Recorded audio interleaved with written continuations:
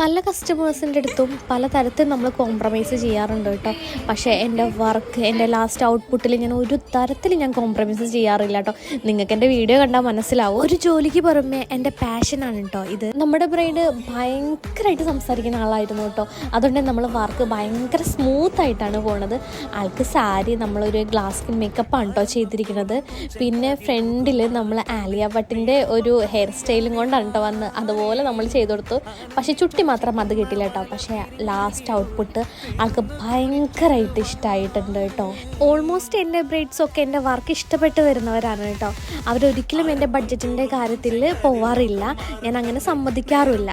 ചില ബ്രൈഡ്സ് നമ്മളെ വിളിക്കുക പെട്ടെന്നായിരിക്കും, ചേച്ചി ഇന്ന ദിവസം ഡേറ്റ് ഉണ്ടാവുമോ എന്നൊക്കെ ചോദിക്കും. അപ്പോൾ നമ്മൾ ഇല്ലെങ്കിൽ ഇല്ലയെന്ന് പറഞ്ഞാൽ അയ്യോ ചേച്ചി എന്തെങ്കിലും കാണിക്കാൻ പറ്റും, ചേച്ചി ഇന്ന് ചെയ്യണം എന്ന് പറയുന്ന കുറേ ബ്രൈഡ്സ് ഉണ്ട് കേട്ടോ.